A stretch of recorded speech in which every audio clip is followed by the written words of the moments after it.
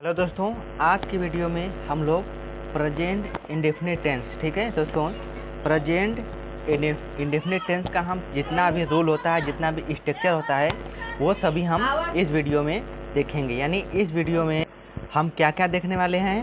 Present indefinite tense का affirmative, negative, interrogative तीनों का हम स्ट्रक्चर, और प्रेजेंट कंटिन्यूअस का अफर्मेटिव, नेगेटिव, इंट्रोगेटिव का स्ट्रक्चर, और प्रेजेंट परफेक्ट का अफर्मेटिव, नेगेटिव, इंट्रोगेटिव का स्ट्रक्चर हम इस वीडियो में देखेंगे। तो ये आप नियम देख लेंगे तो आपको ट्रांसलेशन करने में कोई भी परेशानी नहीं होगी। तो चलिए वीडियो को स्टार्ट करते हैं।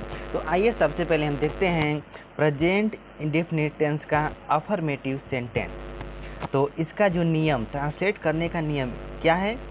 सब्जेक्ट प्लस वर्ब का पहला फर्स्ट फॉर्म, फिर उसमें हम यस या ईएस लगाएंगे, फिर हम ऑब्जेक्ट लिख देंगे, ठीक है। अब इसके बाद देखिए आगे है निगेटिव सेंटेंस। सब्जेक्ट, फिर उसमें हम डू और डज का प्रयोग करेंगे, फिर नॉट लगाएंगे, वर्ब का फर्स्ट फॉर्म प्लस ऑब्जेक्ट। और यहाँ पर डू और डज बहुवचन के साथ हम डू का प्रयोग करेंगे और एक वचन के साथ हम डज का प्रयोग करेंगे, ठीक है। फिर है इंट्रोगेटिव। इंट्रोगेटिव में सबसे पहले हम हेल्पिंग वर्ब यानी डू और डज का प्रयोग हम पहले कर देंगे, फिर उसके बाद हम सब्जेक्ट लिखेंगे, फिर वर्ब का फर्स्ट फॉर्म, फिर ऑब्जेक्ट। फिर उसके बाद देखिए ये इंट्रोगेटिव, यहाँ इंट्रोगेटिव का ये दूसरा रूप है। यानी पहला प्रश्नवाचक चिन्ह पहले आएगा और दूसरा क्या है, प्रश्नवाचक चिन्ह बीच, यहाँ पर पहले आ जाएगा और ये क्या होगा, ये बीच में आ जाएगा, ठीक है। ये क्या है, ये पहले वाला है और ये बीच वाला है। तो यहाँ पर सबसे पहले हम प्रश्नवाचक चिन्ह का अंग्रेजी लिखेंगे, फिर डू और डज, फिर सब्जेक्ट, वर्ब का फर्स्ट फॉर्म, फिर ऑब्जेक्ट हम यहाँ पर लिख देंगे, ठीक है। ये है प्रेजेंट इंडेफिनिट टेंस का स्ट्रक्चर। अब आइए देखते हैं प्रेजेंट कंटीन्यूअस टेंस का स्ट्रक्चर।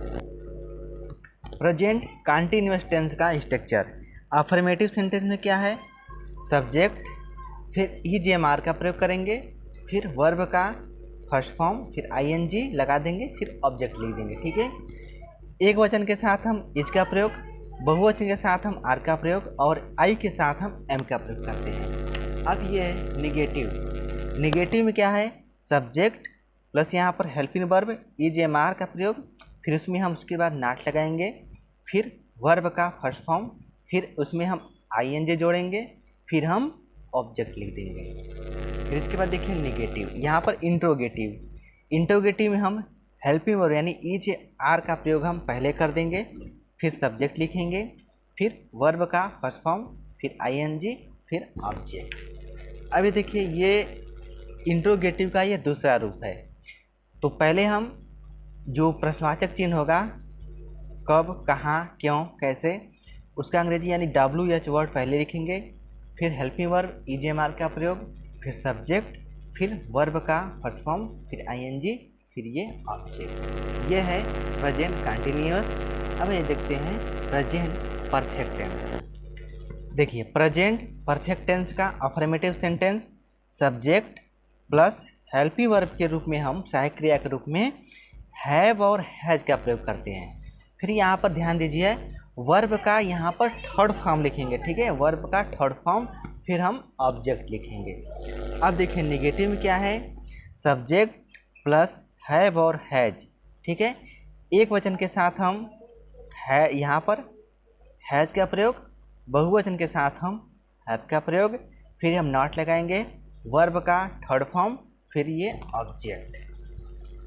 फिर ये इंट्रोगेटिव का ये पहला टाइप है, यानी प्रश्नवाचक चिन्ह जब क्या होगा, पहले आएगा, तब हम सहायक क्रिया पहले लगा देंगे, हैज और हैव, फिर सब्जेक्ट, वर्ब का थर्ड फॉर्म, फिर हम आईएनजी जोड़ देंगे, ठीक है। फिर इसके बाद ये इंट्रोगेटिव का ये दूसरा टाइप है। WH वर्ड पहले लिखेंगे, फिर हैव और हैज का प्रयोग करेंगे, फिर सब्जेक्ट लिखेंगे, फिर हम वर्ब का थर्ड फॉर्म, फिर यहाँ पर हम ऑब्जेक्ट को लिख देंगे। तो ये दोस्तों present indefinite tense, present continuous tense, present perfect tense का स्ट्रक्चर यानी रूल्स।